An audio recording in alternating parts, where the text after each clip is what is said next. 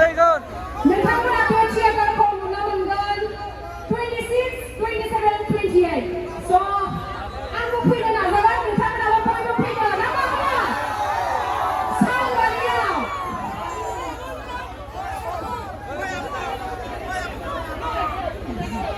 स' नोंथांमोना बयबो फैलायदो आरो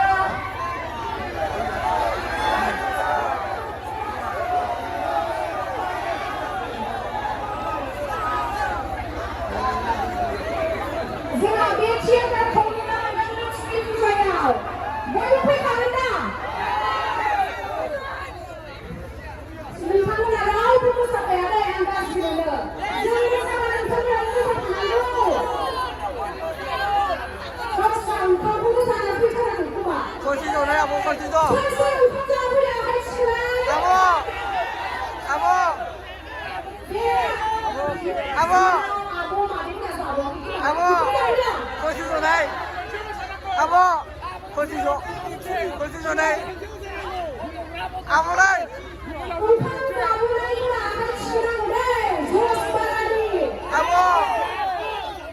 खनसे जनाय आब' आंखौलाय सोर सोर ओंखाम जाहोहरगोन आंखौ जाहोहरा जि अन्थाइनिखा आब' ओंखाम जाहोहरनांगौ आंखौ ओंखाम जाहोहरा आरो मोसानांगौ बेबायदि सिरि सिरि थाबालाय बहा जानो मोसाफागोन दा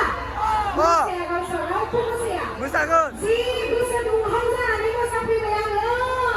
फोरोंगिरिखौ लानानै नोंथांमोना मोसाफायाबा बोरै जस फैनांगौ जाखो हाउसआ जस बेबायदि बुंबालाय माथो बिराद जस थानाय बायदि गोसोखावो स' रावबो थांनो मोना अखा थंब्लेट मोसानांगौ जोंहा आरो बे जायगानिनो सासे फावखुंग्रिनो दायो बे आगैनि मोसानायखौ जों नायनि आरो लोगोसे जों जिहेतु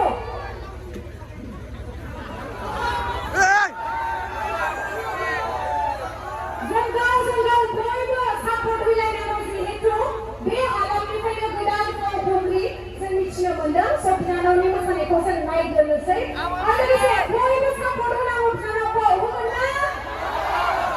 अब्लासो जोंलाय मा जोङो बोसोरबा 10 बोसोरसोनि उनावनो फैसिगोन नङा होमबा स' गोदान गोदान जाखांफुनाय आगैफोरखौ जोंबो सापर्ट होनांगौ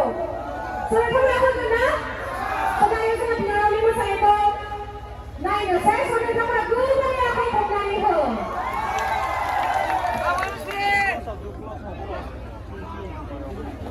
Thank you.